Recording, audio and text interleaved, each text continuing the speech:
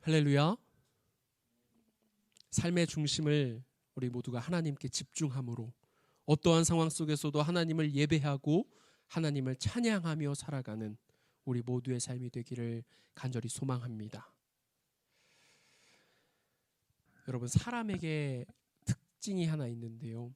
우리 사람에게는 말, 언어라는 것이 있어서 그것을 통해서 우리가 가진 생각이나 느낌을 전달하고 나타내고 또한 다른 사람들에게 그것을 전달할 수 있습니다.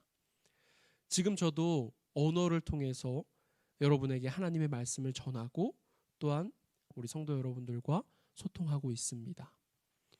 그런데 여러분, 이 언어라는 우리 말이라는 것에서 조금 더 나아가 보면 노래라는 것이 있죠. 노래라는 것이 무엇입니까?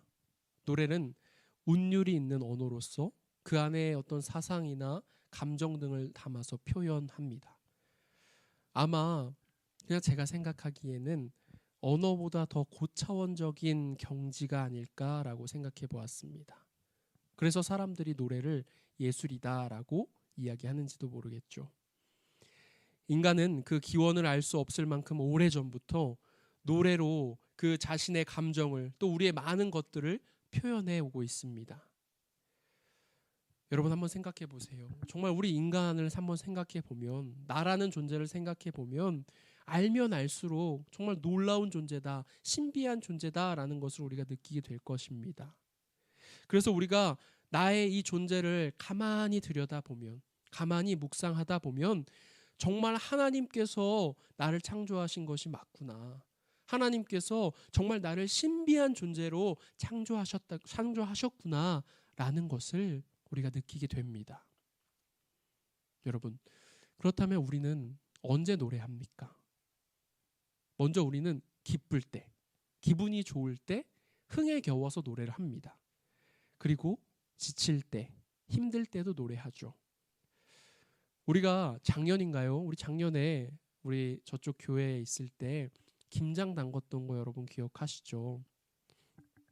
오늘 김장 담그셨던 분들이 다 몸이 안 좋으셔서 못 오셨는데 어쨌든 기억하시는 분도 계실 겁니다. 우리 김장 담글 때 어떤 한 분께서 이런 거 힘든 일 할 때는 노동요를 들으면서 해야 된다라고 하시면서 뭐 찬양은 아니었던 것 같아요. 그죠? 제 기억에는 뭐 아이돌 노래 이런 거 틀고 우리가 이렇게 막 노래를 들으면서 막 버무리고 막 넣고 막 하고 했던 그런 기억이 납니다. 노동요라는 말처럼 고된 일을 할 때 조용히 아무 말도 없이 하는 것보다 노래를 하면서 또 신나는 노래를 들으면서 일을 하면 훨씬 능률도 오르고 힘이 나는 것이 느껴집니다. 그런가 하면 우리는 우울할 때도 슬플 때도 노래하죠. 처량해 보이기는 하지만 나의 처지와 나의 지금의 상황과 비슷한 그런 노래를 들으면서 부르면서 카타르시스를 느끼며 그것을 해소하기도 합니다. 그래서 노래 중에 사랑의 아픔, 이별의 슬픔을 표현한 노래들이 정말 많은데 그게 많은 이유는 그거지 않을까 싶습니다. 이처럼 노래는 우리 인간들의 삶, 인간의 감정과 밀접한 관련이 있습니다. 이렇게 우리는 이야기했던 것처럼 감정에 따라, 우리들의 기분에 따라 노래라는 것을 합니다. 아무 때나 노래 시킨다고 해서 어디선가 그냥 노래가 흘러나온다고 해서 그것을 우리가 무조건적으로 노래를 부르고 또 따라하진 않습니다. 하지만 여러분, 우리 그리스도인은 상황과 감정과 또 상태와 상관없이 노래를 합니다. 그것이 언제입니까? 우리 그리스도인들은 하나님을 예배할 때, 하나님을 찬양할 때 노래를 합니다. 하나님을 높이는 것이 찬양입니다.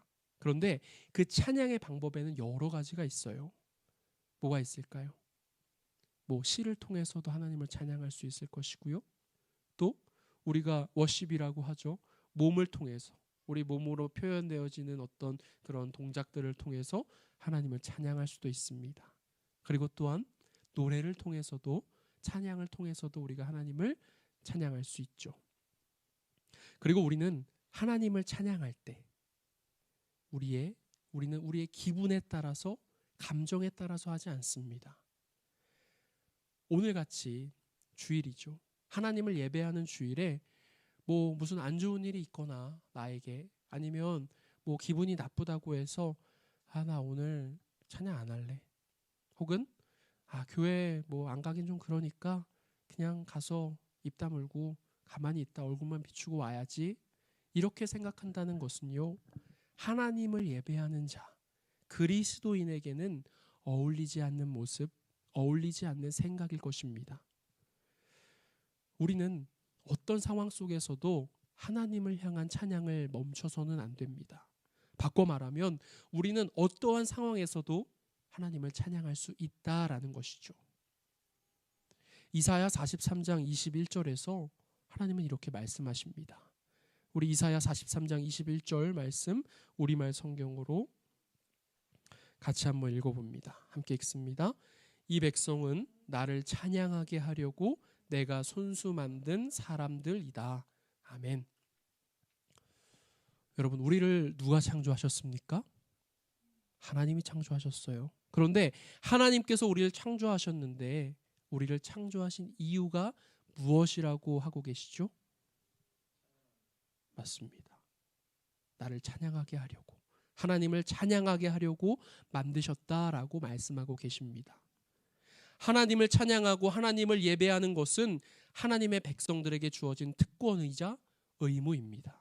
그리고 그것은 우리 그리스도인들에게만 주어진 아주 특별한 혜택이기도 합니다. 아무나 하나님 앞에 나가서 찬양할 수 있는 거 아니에요. 아무나 하나님 앞에 나가서 예배할 수 있는 것 아닙니다. 예수 그리스도를 믿고 나의 구주로 고백하는 하나님의 백성이 된, 하나님의 자녀가 된 사람만이 하나님을 진정으로 예배할 수 있는 것이고 하나님을 진정으로 찬양할 수 있는 것입니다. 그렇기 때문에 우리는 언제나 어떤 상황 속에서도 하나님을 찬양할 수 있어야 하며 또한 그렇게 살아가야 한다라는 것이죠. 제가 지금 여러분들 제 목소리 잘 들리시죠? 그렇죠? 우리 온라인으로 예배드리시는 분들도 잘 들리실 거라고 생각됩니다. 제가 지금 이 마이크를 통해서 여러분들에게 제 이 음성을 전달하고 있습니다. 마이크는요, 저의 음성을 받아서 그것을 전기 신호로 바꿔서 전달하는 그런 역할을 하는 그런 기계 중에 하나죠. 그것이 이 마이크가 만들어진 이유, 존재하는 이유입니다. 그런데 여러분 한번 생각해 보세요. 이 마이크가 어떨 때는 제 목소리를 잘 전달해 주지만 어떨 때는 그냥 이 뭐 날씨에 따라서 뭐 어떤 공간에 따라서 소리를 잘 전달해 주지 못한다. 어떨 땐 해주고 어떨 땐 못한다라고 한다면 우리는 이 마이크가 고장났다라고 생각하고 또 이 마이크를 고치러 가거나 아니면 새 마이크를 구입할 거예요. 마찬가지로 우리가 하나님을 찬양하는 존재로 하나님께서 창조해 주셨는데 나의 기분에 따라서, 나의 상황에 따라서, 나의 상태에 따라서 어떤 때는 하나님을 찬양하지만 또 어떤 때는 하나님을 찬양하지 않는다라고 한다면 그것은 하나님이 우리를 창조하신 그 이유와 맞지 않죠. 우리에게 뭔가 문제가 생겼다라는 것을 의미합니다. 그런데 여러분, 우리의 삶의 모습이 어떻습니까?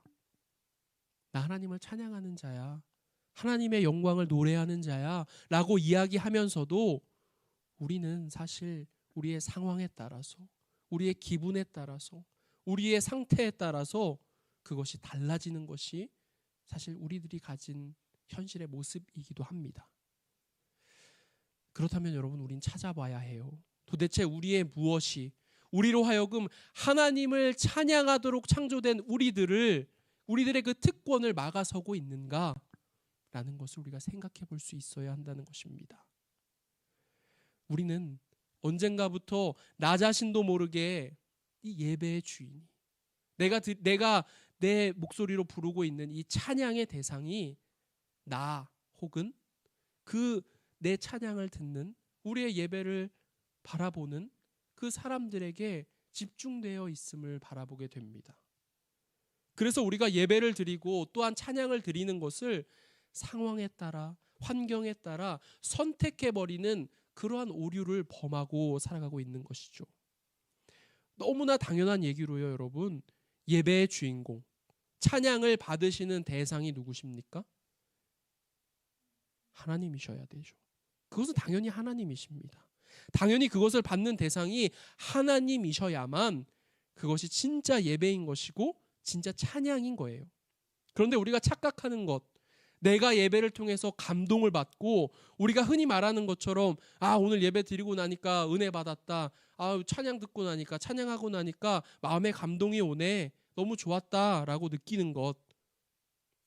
또 내가 오늘 예배를 드리고 집으로 돌아가는 그 순간에 오늘 예배가 흡족했다, 만족했다라고 느끼는 것은 우리가 예배를 드림으로 하나님을 찬양함으로 우리가 받을 수 있는 부가적인 그런 것들이지 그것이 주된 목적이 되어서는 안 된다는 거예요. 여러분, 예배는 나를 만족시키기 위해서 드리는 것이 아닙니다. 찬양은 내가 감동받기 위해서 부르는 것이 아니에요. 물론 예배와 찬양을 통해서 은혜 받고 만족하고 감동받고 이러한 것들이 필요 없다. 그렇게 신앙생활하는 건 잘못된 것이다라고 이야기하는 것이 아닙니다. 하나님을 예배하고 찬양하는 것에 있어서 가장 중요한 것, 그것은 우리가 온 마음과 뜻과 정성을 다해서 우리의 예배와 찬양을 하나님이 받으시도록, 하나님이 기뻐하시도록 우리가 예배하고 찬양할 수 있어야 한다는 것입니다.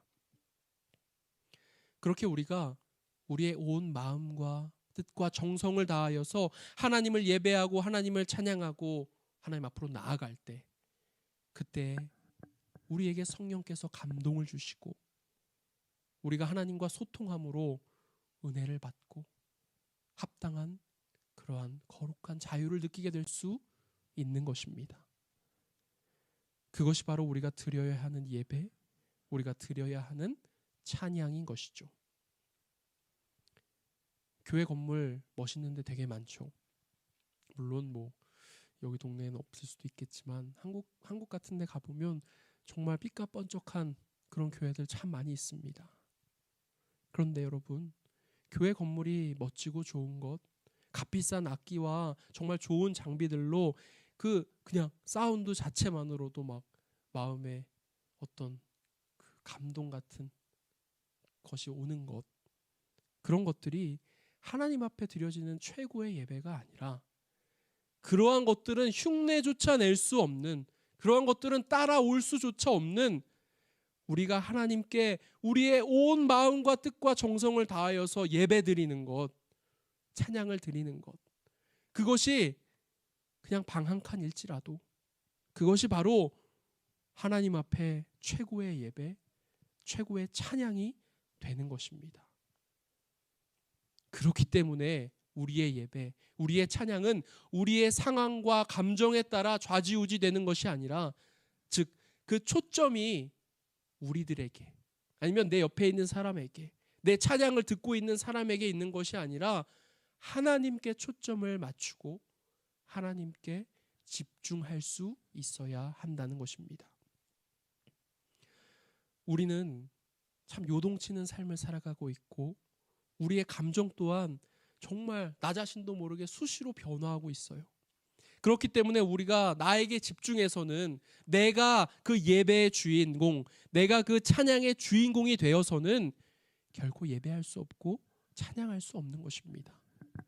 하지만 우리가 하나님께 집중하고 우리를 향한 하나님의 뜻과 음성에 귀를 기울일 때, 그때 우리는 예배할 수 있는 것이고 하나님께서 그 예배와 찬양을 기쁘게 받아주시는 것이죠. 그래서 오늘 본문 말씀은 우리에게 이렇게 선포합니다. 우리 이사야 61장 10절과 11절의 말씀을 우리말 성경으로 같이 읽어봅니다. 함께 읽습니다. 나는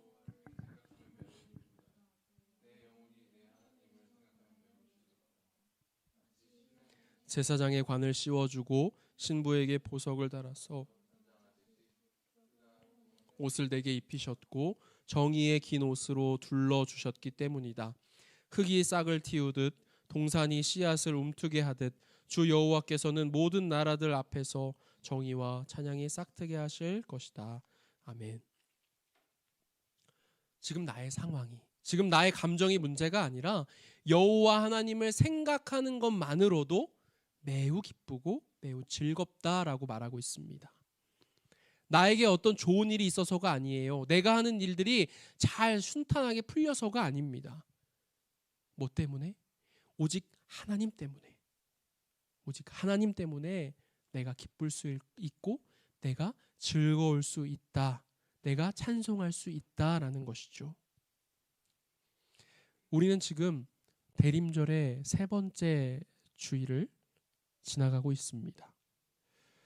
우리 모두가 화려하고 또 번쩍거리는 크리스마스 분위기, 그 분위기에서 오는 즐거움, 이런 것들에만 집중할 것이 아니라 우리는 주님께서 이 땅에 오신 그 이유, 더 나아가 주님께서 우리를 창조하신 그 이유를 묵상하며 살아갈 수 있어야 합니다. 그리고 그러한 우리들의 그 묵상을 통하여서 우리 안에 주님을 향한 예배, 주님을 향한 그 찬양이 회복될 수 있어야 할 줄로 믿습니다. 사랑하는 성도 여러분, 부디 이 주님의 오심을 기다리는 대림의 계절에 우리들의 예배가, 우리들의 찬양이 하나님께 집중함으로 회복될 수 있기를 간절히 소망합니다. 그리고 우리들의 예배와 찬양이 진정으로 주님께서 기뻐 받으시는 예배가 되고 주님께서 진정으로 기쁘게 듣고 계시는 찬양이 되기를 간절히 소망합니다. 우리의 상황과 감정의 문제들을 뛰어넘어 주님 한 분만으로 기뻐하고 만족하는 우리 모두의 삶이 되기를 소망합니다. 그렇다면 우리가 한결같이 변함없이 하나님을 예배하고 찬양할 수 있는 그 근거가 되는 것은 무엇일까요? 그 근거의 첫 번째는 우리에게 주시는 회복의 은혜가 있기 때문입니다. 이사야 61장 1절로 4절의 말씀입니다. 제가 빠르게 읽어봅니다. 주 여호와의 영이 내 위에 있으니 이것은 여호와께서 내게 기름을 부어 가난한 사람들에게 좋은 소식을 전하게 하려는 것이다. 그분이 나를 보내셔서 마음이 상한 사람들을 감싸주고 포로에게 자유를 선포하고 갇힌 사람은 풀어주고 여호와의 은혜의 해와 우리 하나님의 보복의 날을 선포하며 슬퍼하는 모든 사람을 위로하게 하셨다. 시온에서 슬퍼하는 사람에게 제 대신 화관을 씌워주고 슬픔 대신 기름을 발라주며 통곡 대신 찬양을 옷 입게 하셨다. 그래서 사람들은 그들을 가리켜서 여호와의 영광을 드러내시려고 여호와께서 손수 심으신 정의의 상수리 나무라고 부른다. 그들은 예전에 폐허가 된 곳을 재건하고 오래전에 황폐해진 곳을 일으킬 것이다. 그들은 대대로 무너진 채로 폐허가 됐던 성읍들을 다시 세울 것이다. 아멘. 이사야 선지자에게요, 하나님의 영, 성령이 임하였습니다. 하나님께서 이사야 선지자를 택하셔서 가난한 자에게, 마음이 상한 자에게, 포로된 자에게, 갇힌 자에게, 슬퍼하는 자에게 좋은 소식을 전하라고, 선포하라고 하셨습니다. 하나님께서 이사야 선지자에게 말씀하신 그 좋은 소식이 무엇입니까? 이어지는 이사야 61장 8절의 말씀입니다. 제가 읽습니다. 나 여호와는 공의를 사랑하고 강도질과 약탈을 미워하기 때문에 나는 그들이 고생한 대가를 성실히 갚아주고 그들과 영원한 언약을 맺을 것이다. 아멘. 하나님이 이런 분이라는 거예요. 이것이 바로 하나님이 말씀하신 좋은 소식이라는 거예요. 하나님이 전하고 선포하라고 하신 좋은 소식이 이것이라는 것입니다. 이 말씀을 통해서 주님께서 말씀하시는 것이 무엇일까요? 그것은 바로 회복입니다. 회복. 공의를 사랑하시는 공의의 하나님께서 가난한 자에게, 마음이 상한 자에게, 포로된 자에게, 갇힌 자에게, 슬퍼하는 자에게 회복을 주시겠다 말씀하고 계신 것입니다. 그리고 그 아름다운 소식을 전하고 선포하라 하시는 거죠. 우리 모두는요, 여러분들이 느끼고 계시든지 혹은 아직 느끼지 못하고 계시든지 주님께서 성령으로 우리 가운데 임재하시기 때문에 성령 받은 사람들입니다. 그리고 성령을 받은 우리에게는 하나님께서 말씀하신 회복의 역사가 이미 우리 가운데 이미 일어났으며 지금 이 순간에도 일어나고 있고 또 앞으로도 일어나게 될 것입니다. 그리고 그러한 회복의 역사는 우리 안에서만 머물다 없어지는 것이 아니라 하나님을 모르고 하나님을 믿지 못했던 과거의 우리에게 말씀을 통해서 혹은 내 옆에 있던 어떠한 사람을 통해서 전도하는 그 사람을 통해서 교제를 통해서 다가오셨던 것처럼 지금 이 시간 지금 이 시간 가운데 하나님의 회복의 역사가 필요한 사람들이 있을 거예요. 그 사람들에게 그것을 전하고 선포하고 깨달을 수 있게 해야 한다는 것입니다. 당신의 마음이 가난하고 상하고 슬픔 가운데 있을지라도 하나님께서 당신을 반드시 회복시키실 거예요. 하나님이 당신을 사랑하십니다. 여러분, 우리 함께 예배하고 하나님을 찬양합시다. 여러분들 안에 있었던 그 아픔들이, 그 문제들이 하나님 안에서 반드시 회복될 거예요. 우리가 이렇게 선포하며 나아갈 수 있어야 한다는 것입니다. 우리가 한결같이 변함없이 하나님을 예배하고 찬양할 수 있는, 찬양해야 하는 그 두 번째 근거는 하나님이 우리와 맺은 언약이 있기 때문입니다. 이사야 61장 8절과 9절의 말씀인데요. 우리 한 목소리를 읽어봅니다. 이사야 61장 8절로 9절입니다. 나 여호와는 공의를 사랑하고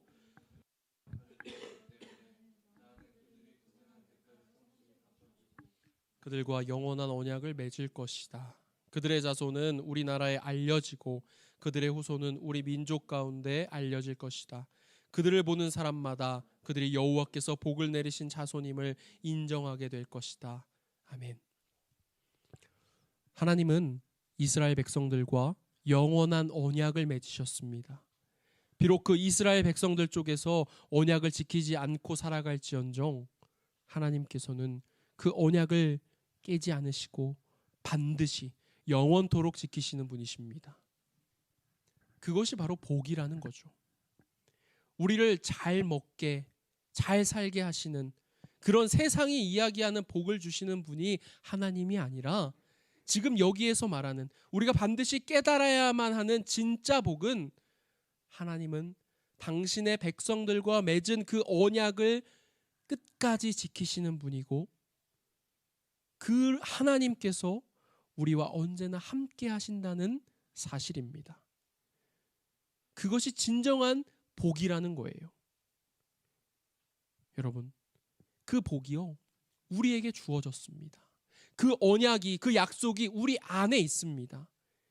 그러니 우리가 어떻게 하나님을 예배하지 않을 수 있고 하나님을 찬양하지 않을 수 있겠습니까? 그렇게 우리는 인생이라는 험난한 그 바다 한가운데에서 이리저리 흔들거리고 표류하고 있는 사람들에게 하나님이라고 하는 그 변하지 않는, 꺼지지 않는 등대를 바라보라고, 그 빛을 바라보고 그곳으로 나아가야 한다고 전하고 선포할 수 있어야 한다는 거예요. 오늘 말씀을 마치겠습니다.